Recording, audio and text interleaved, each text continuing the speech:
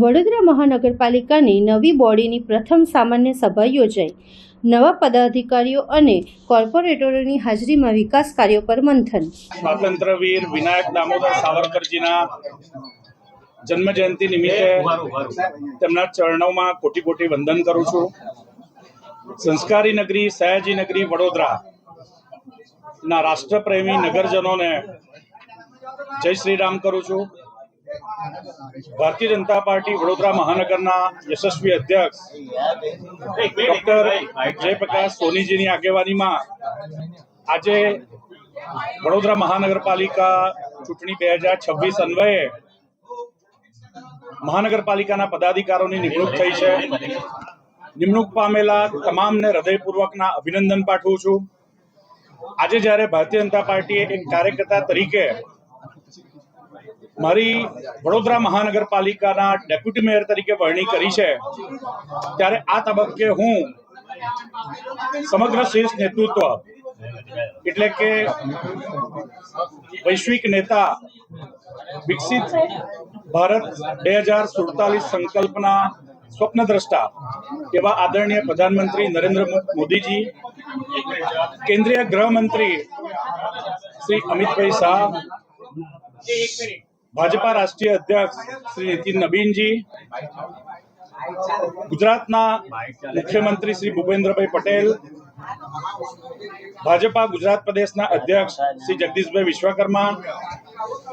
ગુજરાતના નાયબ મુખ્યમંત્રી અને વડોદરાના પ્રભારી મંત્રી એવા શ્રી હર્ષભાઈ સંઘવી, ભારતીય જનતા પાર્ટી ગુજરાત પ્રદેશના સંગઠન મહામંત્રી શ્રી રત્નાકરજી,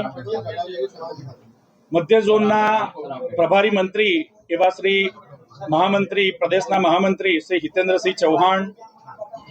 મહાનગરના યશસ્વી અધ્યક્ષ ડોક્ટર જયપ્રકાશ સોની, ગુજરાત સરકારના મંત્રી આદરણીય શ્રીમતી મનીષાબેન વકીલ, ગુજરાત વિધાનસભાના મુખ્ય દંડક શ્રી બાલકૃષ્ણ શુક્લ સાહેબ, વડોદરાના લોકપ્રિય સાંસદ અને ભારતીય જનતા પાર્ટી પ્રદેશ યુવા મોરચાના અધ્યક્ષ ડોક્ટર હેમાંગભાઈ જોશી, તમામ ધારાસભ્યશ્રીઓ શ્રી આદરણીય યોગેશભાઈ પટેલ, શ્રી કેયુરભાઈ રોકડિયા, શ્રી ચૈતન્યભાઈ દેસાઈ તથા આ નિર્ણય પ્રક્રિયામાં કાર્યકર્તા તરીકે જેણે પણ આશીર્વાદ આપવામાં ભાગ પ્રત્યક્ષ કે પરોક્ષ રીતે ભજવ્યો છે એવા તમામ શુભેચ્છકોને, શીર્ષ નેતૃત્વને, વરિષ્ઠ આગેવાનોને હું આ તબક્કે હૃદયપૂર્વક આભાર માનું છું। ભારતીય જનતા પાર્ટીના શીર્ષ નેતૃત્વએ મારા પર મૂકેલો વિશ્વાસ પર હું ચોક્કસ ખરો ઉતરીશ। વડોદરા મહાનગરપાલિકાની સમગ્ર ટીમ જ્યારે વડોદરાના વિકાસની જવાબદારી અમારા શિરે છે, ત્યારે ક્લીન વડોદરા, ગ્રીન વડોદરા જ નહીં પરંતુ એન્ક્રોચમેન્ટ ફ્રી વડોદરા એ દિશામાં આવનારા દિવસોમાં વડોદરા મહાનગરપાલિકા મક્કમતાથી આગળ વધવાનું છે। વડોદરાના નગરજનોને ફક્ત પ્રાથમિક સુવિધા જ નહીં પરંતુ એક સુદૃઢ ગુણવત્તાયુક્ત પ્રાથમિક સુવિધા મળે તે દિશામાં પણ અમે ભવિષ્યમાં નજીકના સમયમાં ખૂબ મક્કમતાથી આગળ વધવાના છે। વડોદરાની ટ્રાફિક મેનેજમેન્ટની વાત હોય, પાર્કિંગ મેનેજમેન્ટની વાત હોય કે કોર્પોરેશનને લગતા લો એન્ડ ઓર્ડરની વાત હોય, આ તમામ વિષય અમે મજબૂતાઈથી વિવિધ વિભાગો જોડે સંકલન કરવાના છે। એટલું જ નહીં પરંતુ જ્યારે વડોદરાના નાગરિકોને એ અલગ અલગ વોર્ડ ઓફિસોમાં પોતાની સમસ્યા મુદ્દે જાય, નગર પ્રાથમિક શિક્ષણ સમિતિના શિક્ષણની ગુણવત્તાની વાત હોય કે વડોદરા મહાનગરપાલિકાના પ્રાઇમરી હેલ્થ સેન્ટર કે કમ્યુનિટી હેલ્થ સેન્ટરમાં એક ઉત્તમ કક્ષાની આરોગ્યની સેવાની વાત હોય, આ તમામ વિભાગો એક વડોદરાની જનતાની અપેક્ષા પર ખરી ઉતરશે અને વડોદરા મહાનગરપાલિકાના સંદર્ભમાં જે પ્રકારનું પરસેપ્શન લોકોના મગજમાં છે એ પરસેપ્શનને એક અલગ દિશામાં, ખૂબ સકારાત્મક દિશામાં લઈ જવા માટેનું આગામી દિવસોમાં કામ થયું। ચોમાસું નજીકના દિવસોમાં આવી રહ્યું છે, ત્યારે સૌથી પ્રથમ અમારી પ્રાથમિકતા પ્રી મોન્સૂનની કામગીરી સંદર્ભે પ્રત્યેક વોર્ડમાં ચોકસાઈપૂર્વક થાય, જેથી વડોદરાના નાગરિકોને હાલાકીનો સામનો ન કરવો પડે તે પ્રકારનો અમારો એક પ્રામાણિક પ્રયાસ છે. પહેલા તો જે આપણે આતુરતાથી રાહ જોઈ રહ્યા હતા કે મેયર તરીકે કોની વરણી થશે, અને આજે એક મહિના પછી 28 આપણે ઇલેક્શન જીત્યા, 28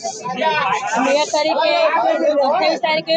જાહેર નામ થયું હતું ત્યારે પણ મને એટલું એ થયું હતું જ્યારે એ તારીખ બી 28 જ હતી અને ફિટ 28 તારીખ આજે અને 28 જ મેયર તરીકે જે મારી પસંદગી કરવામાં આવી છે એ બદલ તો હું પહેલાં તો ભારતીય જનતા પાર્ટી મોદી મંડળનો ખૂબ ખૂબ આભાર માનું છું.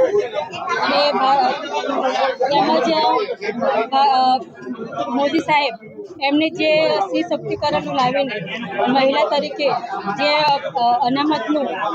જાહેર કરીને જે મહિલા તરીકેની ફાળવણી કરી છે, તો પહેલાં તો મહિલા તરીકેની ફાળવણી એનો મને ગર્વ વધારે છે કે એમણે મહિલાઓને આગળ રાખ્યા છે. અને મોદી સાહેબનો તેમજ આપણા મુખ્યમંત્રી ભૂપેન્દ્રભાઈ પટેલ અને આપણા સીએમ નાયક મંત્રી હર્ષભાઈ સંઘવી તેમજ પ્રદેશ અધ્યક્ષ એવા જગદીશભાઈ વિશ્વકર્મા, શહેર અધ્યક્ષ અમારા જયપ્રકાશભાઈ સોની અને ધારાસભ્યો દંડક ભાલકૃષ્ણ શુક્લા, મનીષાબેન વકીલ અને સૌ અમારા કોટાના ધારાસભ્ય એવા ચેતનભાઈ દેસાઈ તેમજ સમગ્ર ધારાસભ્યો અને વોર્ડના પ્રમુખ મંત્રી તેમજ સૌ કાર્યકર્તા મોરચા, મહિલા મોરચાથી લઈને સૌ મોરચાઓ અને સંગઠનની સારી ટીમ તેમજ બધા જ કાર્યકર્તાઓ અને શહેર નગરજનોનો પણ ખૂબ ખૂબ આભાર માનું છું, કેમ કે એમના થકી જ એમના કાર્યોથી જ મને જે આ પદ મળ્યું છે અને જે આ મને જવાબદારી મળી છે 2.5 વર્ષ માટેની, એ 2.5 વર્ષની જવાબદારીને હું જનકલ્યાણ માટે મારી બનતી પૂરી કોશિશ કરીશ અને જેટલું પણ હું યોગદાન મારાથી અપાશે એને હું પૂરો ટ્રાય કરીશ. અત્યારે હાલની તારીખમાં જોવા જઈએ વડોદરાના વિકાસમાં તો જે મહિલા તરીકેની હું વાત કરું તો જ્યાં જઈએ તો મહિલાઓની તકલીફ પહેલાં તો પાણીની છે. જળ એ જીવન, પહેલાં તો જળ એ જીવન એટલે જ્યારે પાણીની સમસ્યા આટલી બધી છે કે પાણી ગંદુ આવે છે, પ્રેશર નથી આવતું. અમને ઘણા બધા ફોન આવે છે વોર્ડમાંથી કે પાણીનું પ્રેશર ઓછું છે, પાણી ગંદુ આવે છે. તો સૌથી પહેલાં તો પાણીનો નિકાલ આવીશ કે પાણી જ્યારે સ્વચ્છ અને ચોખ્ખું આવશે તો આપણું સ્વાસ્થ્ય પણ સારું છે, સ્વાસ્થ્ય સારું હશે તો કામગીરી પણ સારી થવાની છે. વરસાદ આવશે, હા, વરસાદના લઈને કામગીરી હમણાં જો કે ચાલુ જ છે. જે ડ્રેનેજ લાઈન છે, વરસાદી કાચ છે, એ બધીની કામગીરી હમણાં જે ચાલુ છે એને થોડી વધારે ઝડપથી થાય એ પ્રમાણે અમે કાર્યરત. વડોદરા માટે કોઈ પડકાર આપ શું માનો છો? વડોદરા માટે તો હવે આગામી સમયમાં કોઈ પડકાર ખરો આપને કેવું લાગે છે કે આ કામ મારે પહેલા ધોરણે કરવું જોઈએ? શું માનો છો? જો કે અત્યારે તો વરસાદની આવવાની તૈયારી છે, તો વરસાદના લીધે આપણે જે પહેલાં તો જે પૂર વિસામત્રીમાંથી જે પાણીની પૂરની જે સમસ્યા છે એને લઈને પહેલાં તો નિરાકરણ લાવીશું કે જે પાણી આજવા સ્થળોથી છોડવામાં આવે છે એને સ્ટેપ બાય સ્ટેપ છોડીને અને પાણી જે વિસ્તારમાં ના પસરે એના માટે કામગીરી કરશે.